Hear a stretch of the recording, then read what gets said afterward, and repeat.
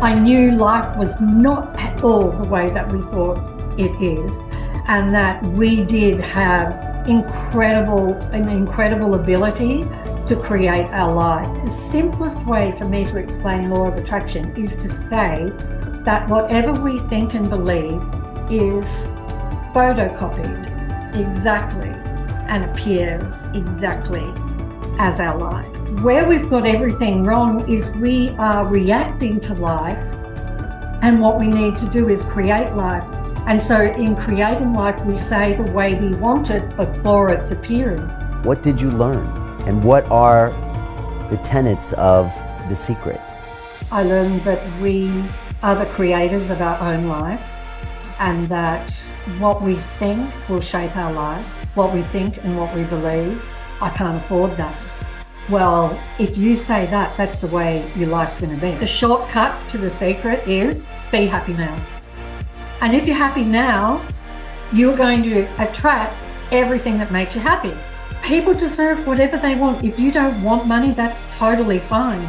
But if you're somebody who wants financial freedom, you can have it. I'm saying to you, you can have it. The mind is never here in the present. The mind is in the past and the future. And it's ping-ponging back between the two all the time. And so if you're aware, you are in the present, and that's where everything is. All the bliss, all the happiness, all the intelligence, all the beauty, it's all right here, right in the present.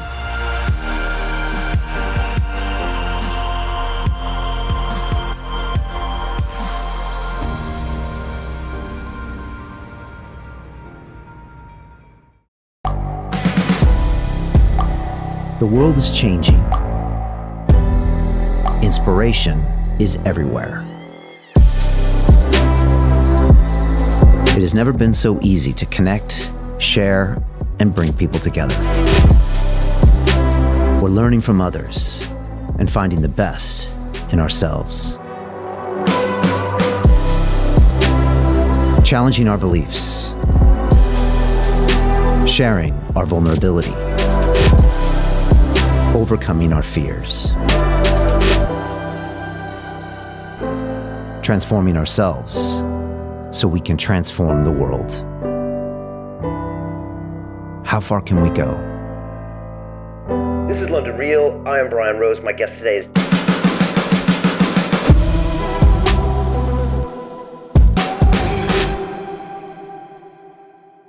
This is London Real. I am Brian Rose. My guest today is Rhonda Byrne, the best-selling author, film producer, and law of attraction expert. You are best known as the brains behind the hugely successful documentary film, The Secret, that became a worldwide phenomenon viewed by millions of people. You then followed this up with the book that was translated into 50 languages and has sold over 34 million copies. It topped the New York Times bestseller list for over 200 weeks and was named by USA Today as one of the top 20 best-selling books of the past 15 years. Times Magazine recognized you as one of the most influential people in the world, and you appeared in the Forbes Celebrity Top 100. Your latest book, The Secret to Love, Health, and Money, a masterclass, offers in-depth lessons for anyone trying to create a life of abundance, love, and good health. Your goal is to help as many people as possible realize the power they have over their lives and help free them from their daily struggles to create a more fulfilling existence. Rhonda, welcome to London Real. Oh, Brian, thank you so much. Well, I got all teary hearing you list all of those things like that. I was thinking, who's that? You know, it certainly doesn't feel like me. I just feel incredibly blessed. I really do. It's such a fascinating story, and I can't wait to jump into this with you because, you know, not only did you make The Secret, but like you live The Secret, and you know, you really understand it. It feels like really down to your DNA, and that's why I really want to get into this, because I think so many people understand the concept. Maybe they saw the movie once, maybe they tried it, but I feel, Rhonda, and I don't know if you experience this too, that very few people really get it working in their lives. And you know, the way you describe it is it's right there. It's a tool waiting for all of us to embrace. If we could just kind of go all in and understand maybe a few of the, intricacies of how to go for it. And it could, I mean, literally change your life by like 100x, from the way it sounds, right? Totally, totally. It's that there's a lot of talk on social media about manifesting now, and with the younger generations, and it's really interesting because they're talking about deliberately manifesting something, which is awesome, but we're manifesting every single second of 24/7 of every day. Right. Like every moment, like this one now, you and I have manifested. So there's no exclusion to it, and the fact that we can create a life that we want to live, it's just so thrilling and exciting. And for each one of us, we're in the same situation. It's a matter of having mastery, control, awareness over our thoughts and feelings. That's what it is. And we all have thoughts and feelings, so we're all equal in that regard. And so it's a matter of being aware of what we're thinking or being aware of what we're feeling and shifting that if we find that we're starting to think negatively. And I mean, these days, I will say it's, if you will just think about what you want instead of what you don't want, your life would be incredible. Incredible. And isn't that so easy? Like, it's so easy, right? Yeah, just that simple thing. Yeah. I love how you said that. I guess the younger generation, that term manifesting is being used a lot. But like you said, the manifest button is always on. You're either manifesting something positive or negative, but it's always on because you always have thoughts and energy. And as opposed to, I'm going to turn it on today and manifest something nice. It's like, oh yeah, but you forgot the other 23 hours of the day, you probably were manifesting maybe something not as nice. So I guess just people to be aware of that is really important. Yes. And we throw ourselves into conversations with other people, and they're negative conversations, or they're drama, or indulge in gossip, or all of those things harm us. When we indulge in that, they harm us, because for law of attraction, it's only responding to the thoughts and feelings here. So it's not, so if we're talking about somebody else, law of attraction is just responding to the thoughts and feelings here. So we're basically talking about ourselves. So if we're gossiping about somebody or saying something negative about somebody, for law of attraction, we're saying it about ourselves. And that means law of attraction, and I'm going to sort of say this affectionately, thinks that we want it, I mean, is just responding to everything, is just photocopying everything that we think and believe. And so, we have to be very mindful. And isn't it beautiful? Because if you're kind, if you're caring, if you're positive, if you do your best to feel as good as you can and be as happy as you can, your life will be amazing, absolutely amazing in every single area. So it's just those times when we fall off the wagon, so to speak, and we start to think negatively. And it's the same for all of us. We negative thoughts appear, but it's just whether you're going to energize those thoughts or not, whether you're going to believe them, whether you're going to buy into it, and believe it. That's what it comes down to. Because if a negative thought appears, oh, you're a stupid fool, you just don't even care, don't even energize that at all, and it won't manifest. So it's a matter of becoming aware, first of all, becoming aware of what we're thinking and what we're feeling. And in the beginning, it can be challenging for people to be aware of what they're thinking, because I think, if I recall, we have something like, 60 to 80,000 thoughts a day. So almost impossible to monitor all of those. But our thoughts, if we're thinking of what we want positively, of what we want, then we're going to feel good. And so if we're feeling good, then what we're manifesting is good. It's going to be good. And if we're not feeling very good, then what we're manifesting isn't going to be that good, because that's the frequency that we're on. So it's a matter of really becoming aware of what we're feeling. And it's so easy to shift our feelings. It's not challenging. It's the same for all of us. Put on a piece of music that you absolutely love, that you can't stay still to, that just sweeps you away, or, cuddle your dog or your pet, or, do something, or take a walk and take deep breaths and hug a tree, or, do anything, go and eat a donut. I mean, do something to feel good, because when you flip yourself and you change yourself from not feeling so good to feeling better, then everything ahead of your day is going to be really great. And then the other thing that I would say is, if you're not feeling very good, that's okay. Also, Right. that's okay. Because if you can be like, well, that's okay, I'm not feeling very good, that's fine, I'm going to feel better soon. All of that helps to release resistance when you say that. That's okay, I'm going to feel better in an hour, I'm going to feel better in a minute. I don't mind, it's understandable that I don't feel so good right now, and didn't get much sleep last night, da, da, da. So just to not resist, make sure that we don't resist, because if we're like, oh, I don't feel good, oh, no, and we're resisting it, we make it worse. Yeah.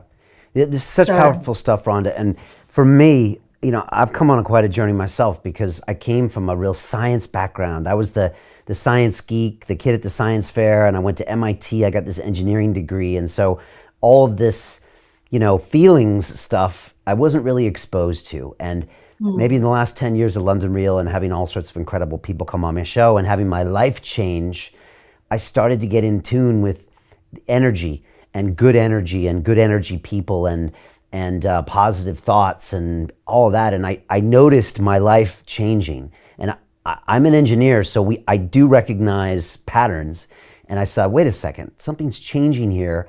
And it could be correlated to the way I'm feeling, thinking, contributing, etc. And so I'm much more attuned to this now. And in the last 4 months, I've been doing these kind of walking meditations in the morning and really channeling things and seeing things and making my future happen kind of now. And it's amazing that we're having this conversation now, because even a year ago, I don't know if I would have been as ready to talk to you about this, because, I mean, Rhonda, I'm seeing this stuff happen in my life the more I do it. And so I can't wait to jump in. And I know people listening are going to want us to get into detail, which I want to do, because you've got great thoughts when it comes to wealth and love and health and things we can think about or not think about, and even some of the stories that you tell about you. And I think that would be really helpful if we can get into some of that stuff. Before we do, I was wondering if you could explain to people that might not really understand, like, how big The Secret was. Because back in 2006, YouTube wasn't around then. The internet was in its infancy, really. And yet still you went around the globe with this thing. And the numbers I just read off, I mean, Rhonda, I have a lot of New York Times bestselling authors on my show, but very few of them were on the list for over 200 weeks. I mean, like, this phenomenon I just described, it was so big. And again, this is pre-social media. So I was wondering if you could explain to people that either aren't familiar with it, kind of how big it was, that whole phenomenon, how your life changed tremendously in 2006 when all this happened. Wow. My life just did a 360 completely in every single area. It just completely changed. And The Secret was just so enormous. It was like a phenomenon really across the planet. And people would ask us, which PR company did you use for The Secret, and or what advertising campaign did you do, and we didn't have a lot of money, and so we made in-house, as I had a production company, we made one trailer and we put that out on the internet, and that was all that we did. That was it. And we also released the Secret movie on the internet. And it was the first movie to appear on the internet. And our CEO at the time worked on the rewind and the back and the forward and the pause and all of that. So, but it was just so big, hundreds of millions of people. There wasn't a country in the world that it didn't touch. It was number one in so many countries. Yes, it was on the New York Times bestseller. It was the number one bestseller of all books. And you would just see people everywhere with that book. And it's all that everybody was talking about. I mean, it was viral beyond viral. It was massive. And what was so fantastic about it is that a person would buy the book or see the movie and they would immediately begin to put the practices into place in their life, like thinking more positively, being grateful, visualizing, and bingo, immediately everything began to change. So they then became the most incredible ambassador of The Secret. So they're telling their family, their brothers, their sisters, their friends, and what's more, for so many people, buying books for them. Like people that I would meet, they would say, I've bought 40 books and given them away. And they were so excited, just as excited as I was when I discovered it, and could not wait to share it with the world, just couldn't wait. Like I can remember walking down the street and seeing people stressed, and internally I would be saying to myself, don't worry, the secret's coming. The secret's coming. Everything's going to be fine. Everything's going to be fine. So it was absolutely enormous. And for us, when I discovered it, I didn't tell anybody what I had found. I researched it for 4 months just on my own, going back through history. And then I shared it with my team, and I said to my team, we're going to make something that will really rock the world, bring joy to the world. And at that time, I mean, I was $2 million in debt with my company. I had no foreseeable way of doing this, really. I had a production company, so I knew I could make a documentary or a film, but I just didn't have the money. But you know what? It was extraordinary, because while making The Secret, we were living The Secret and learning The Secret. And so and money was a huge thing. And so I would be visualizing money coming. And I did that the whole time, because in the end it was $3.5 million and I was $2 million in debt. And honestly, Brian, pretty well I can't tell you where that money came from. It just appeared whenever I needed it. When I needed to pay staff, money would just come into the account on that day, and it was a ride. And so I was, you know what? I was an Australian producer, unknown in the world, had discovered something that I just still consider to be the greatest news that anybody can ever receive in their life, and wanting to share it with the world. And so it was, and look what happened. So, but did we use The Secret for the outcome of The Secret? You bet we did. You bet we did. I visualized, I would walk past bookstores and I would see The Secret book in the front window of the bookstores as a number one bestseller. And I didn't even know there would be a book, but I would just see it, and I would just see people's lives changing, letters coming in. I saw all of that. I mean, we used to have what we would call intention meetings at 11 o'clock every morning, where the whole Secret team would come together and we would intend what we wanted, the outcome. Joy to millions was our mantra. And so we did all of that. And so when people say, who was your PR company? I say it was the universe, because the universe touched so many people who then, like, it spread from one person to another to another. It just couldn't be better, couldn't be more incredible. And like, so take me back to 2004, because I think it was your daughter had given you a copy of a book called The Science of Getting Rich. And did that plant a seed, or was that one of the many things that kind of got you to develop this concept of The Secret? That book was more than a seed. That book was like lit a fire in me. It took me I read it at a really tough time in my life. I was in despair. It took me 45 minutes to read it, and my whole life changed in that 45 minutes. I just knew so much from reading that book. And now when I go back and read it, I like the things that I knew after reading the book aren't really in the book. I seemed to open a door to understand a lot more.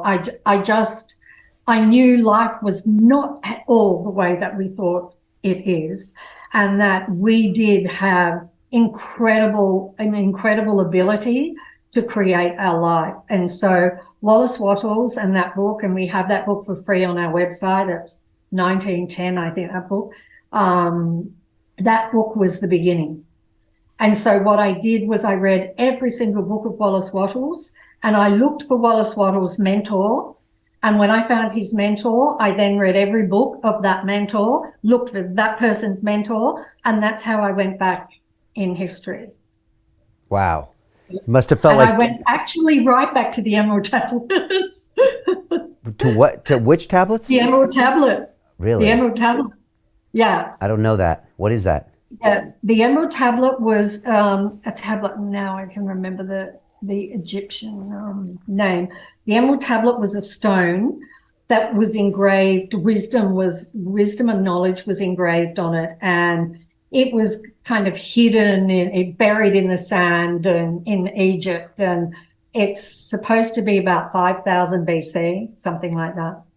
And so on the Emerald Tablet, it has, for example, as above, so below, and as within, so without. As within, so without, 5,000 BC. So amazing, right?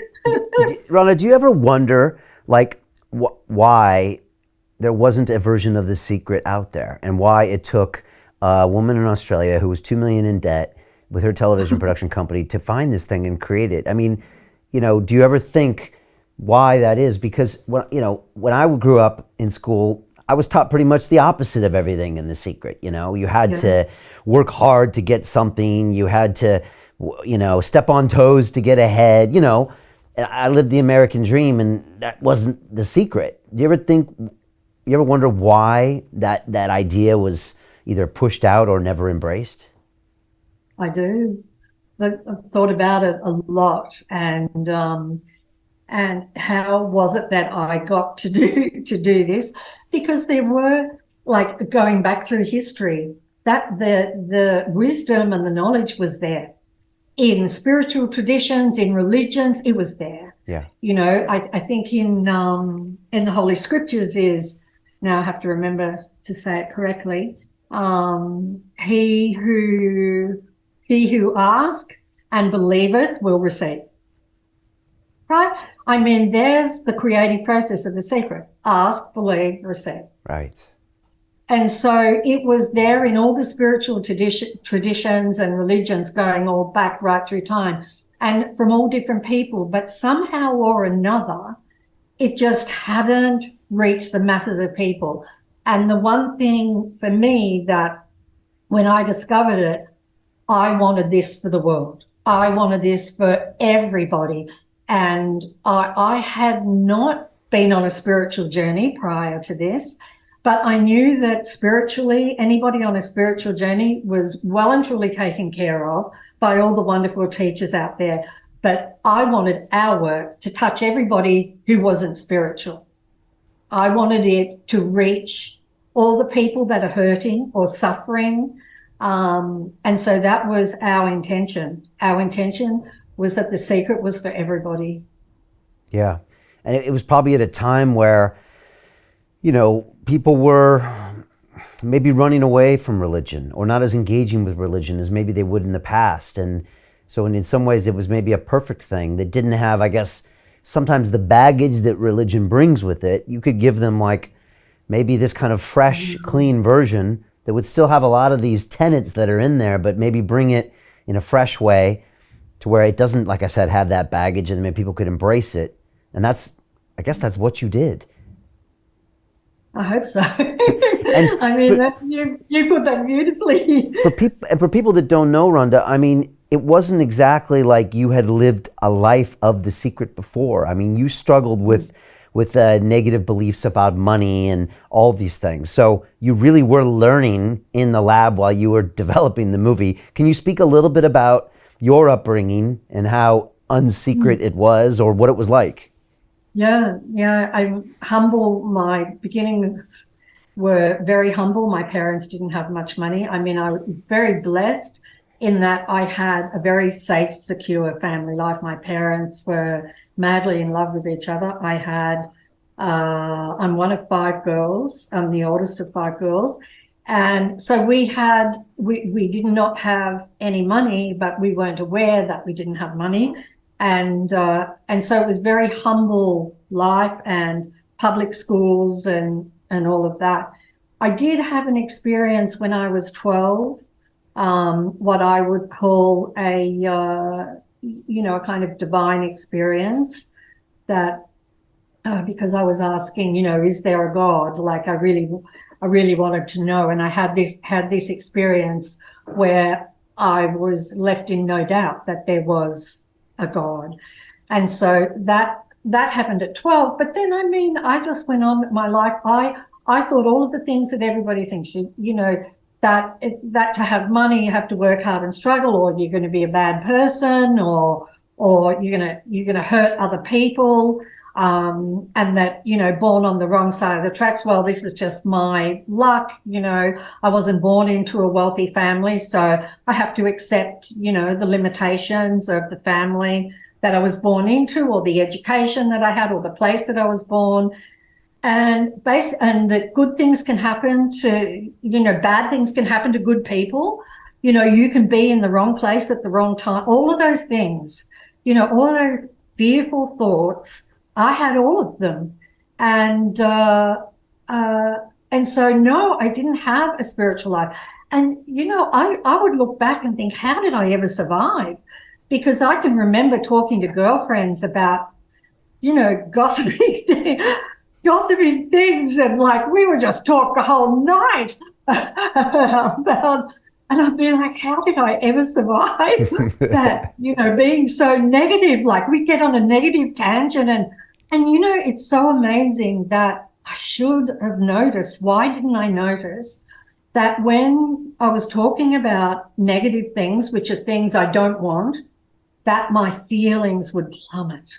I mean, you just can't talk about negative things without your feelings really plummeting and feeling really bad, which is just our perfect warning system to say, stop what you're doing,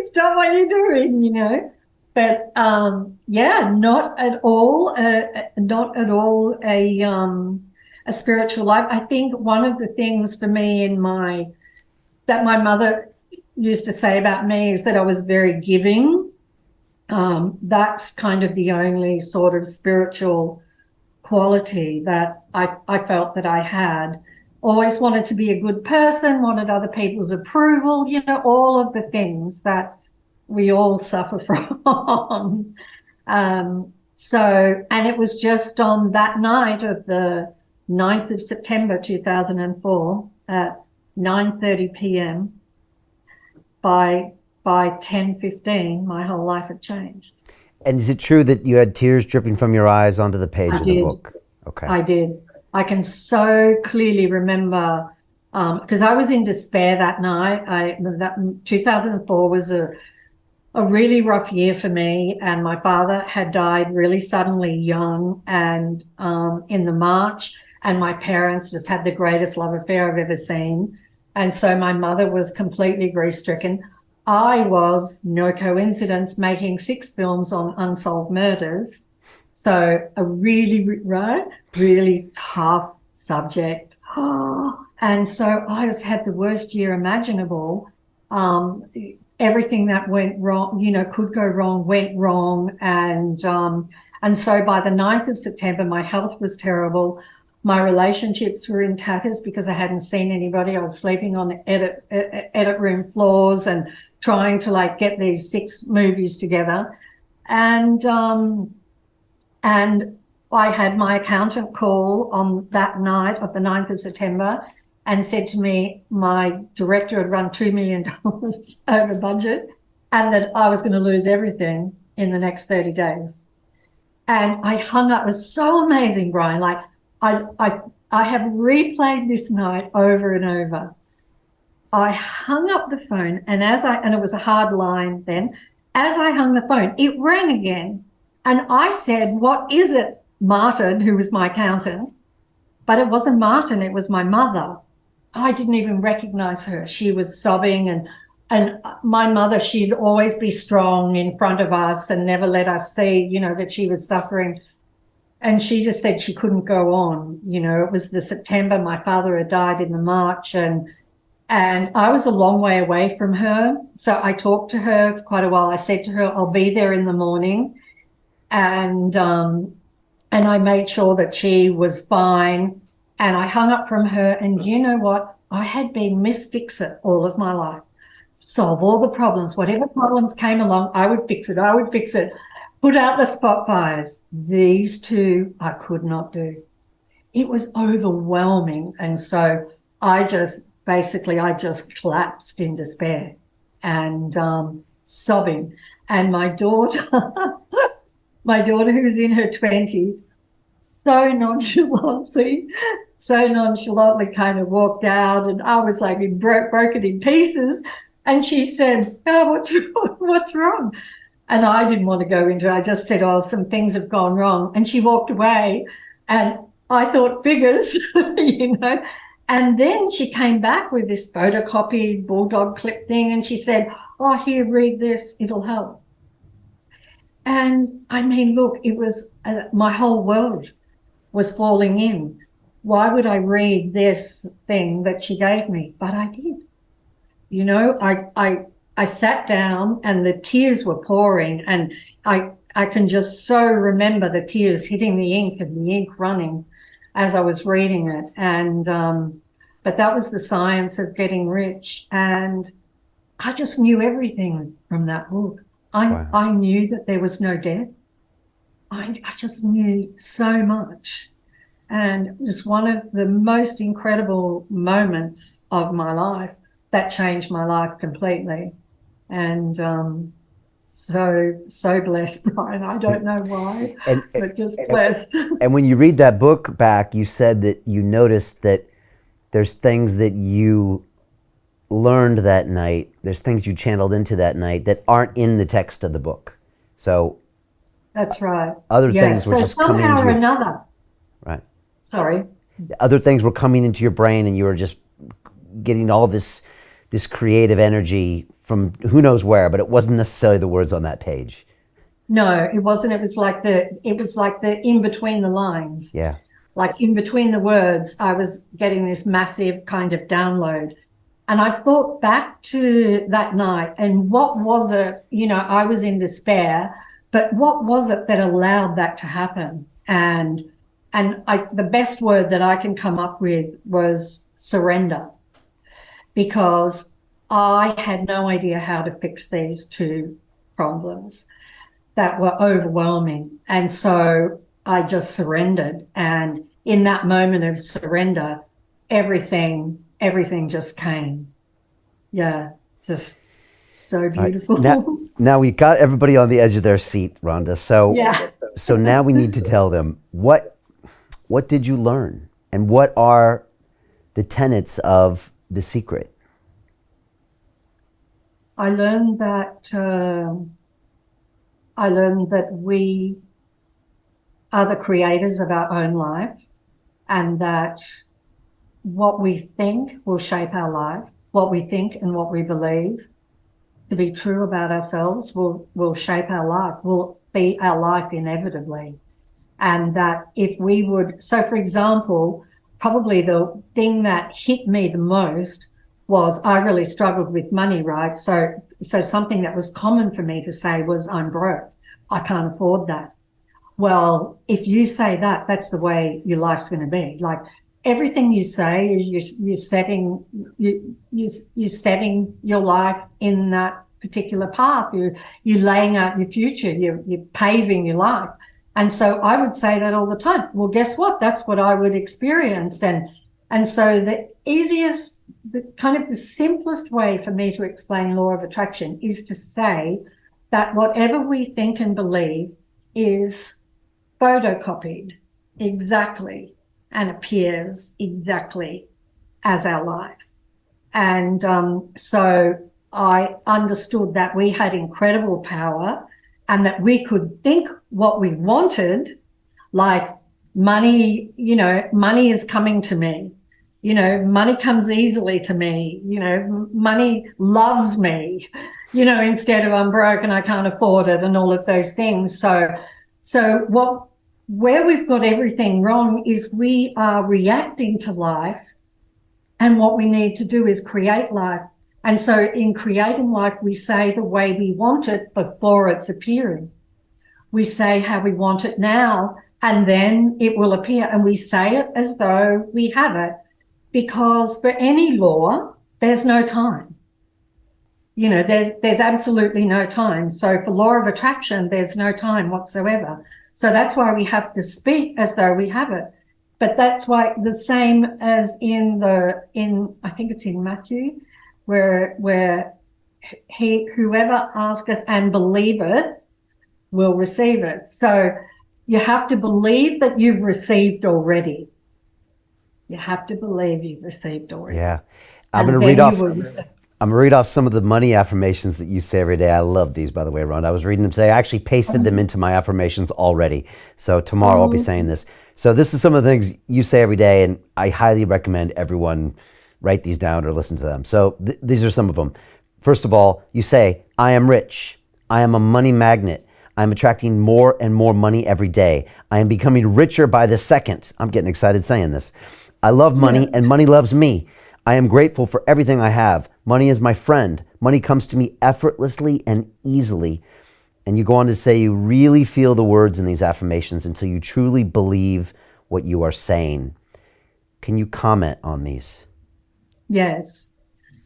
So these are the affirmations that I said to turn what I would describe as a lack consciousness, which is just the way I was brought up. We can't afford it. Money doesn't grow on trees. You have to work hard and struggle for money. That's the only way you're going to get money. So I had all of those world beliefs. And so to change all of that and move to where money could just come in unexpected ways and in abundance, I needed to change from lack consciousness to wealth consciousness. And the way to do that was affirmations. I did many things, but I did affirmations and do affirmations every day. And if, for example, something happens and let's say something breaks and it costs more money than I thought to replace it, straight away I ramp up my affirmations and I ramp up gratitude, for everything that I've received. And so, yes, it's a matter. It took me, I was making a secret, it took me 1 year to go from lack consciousness to wealth consciousness. And if I were doing it again, it would take not at all that. I think it would take like maybe 2-3 months tops. And that's because I know all the things that work now. Like I tried everything. And the reason I tried everything was because I wanted to see what worked really well and then I could share that with people. And so all of the things that I did, like, for example, one of the things, and people would know if they're struggling with money, that one of the hardest parts of all is when bills come in. And immediately, back then I would get the mail, these days it can be very different how you receive a bill, but I would go and get the mail. It would all be window-faced envelopes and it would be a whole bunch of bills, and straight away my feelings would plummet.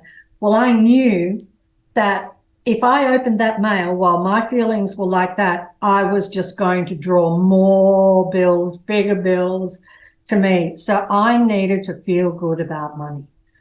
The affirmations help you feel good about money. And so to tackle the bills side of it, what I would do is I would listen to a piece of music or do whatever I needed to do to feel good. And I would make sure that I was feeling really, really, really good. And then I would open the mail, except I would pretend in my imagination that these were checks. Now, you see, for law of attraction, it doesn't know, it doesn't know nor care, and it makes no difference whether you're imagining something or if it's real, right? So I'm imagining that every one of these bills is a check. And so I would write down all of the amounts of money and add them all up. This is all the money that I received today. And I'd be like, woohoo, I received all of this. And then it got to a point where I didn't even feel it was enough money. So I would add a zero. I would add a zero to what I received. But that helped me enormously. And obviously then with the bills, I would just pay when I could. I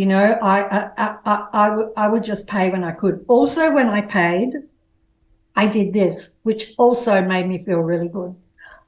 I imagined that I was donating this money, that I wasn't paying a bill, that I was of my own free will giving this money to the company because I think this company is fabulous. So, for example, like an electricity utilities, I would pretend that I am donating this money to them. And then I would think about what that money is going to do, that it's going to help pay the salaries of all of the people there. It's going to help educate their children, help put food on the table for all the employees. And I would imagine all of that.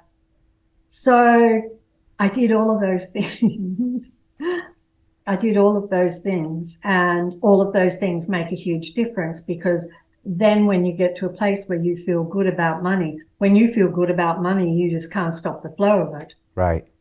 So it's so important because you go from that kind of traumatized state where every time the postman comes, you're freaking out. Every letter that comes through, you start to get all of this traumatized state. How can you ever attract money in that state, right? By any means. And so you just can't, right? No one's going to want to be around you, let alone do business with you, let alone pay you. So you're not doing yourself any favors by doing that. So what you did is you decided just to flip it completely on its head to where you're just now have all this excited energy. You're actually thinking about money. You're feeling wealthy. And then, I mean, even the most cynical person would have to agree with us that one person is just going to attract more opportunities than the other, plain and simple, right? Absolutely. Like if somebody's positive and optimistic, we can just see that their life goes really well, and if we know somebody who's always down in the dumps and complaining and, criticizing and sort of negative, things don't go well for them. So then that's really easy to see. But just the mere fact of people can experiment for themselves. Next time you're talking about something that you don't want, or in some kind of argument that you've allowed yourself to get involved in, just check how you're feeling, because you will not be feeling good. And then... To continue watching the rest of the episode for free, visit our website londonreal.tv or click the link in the description below.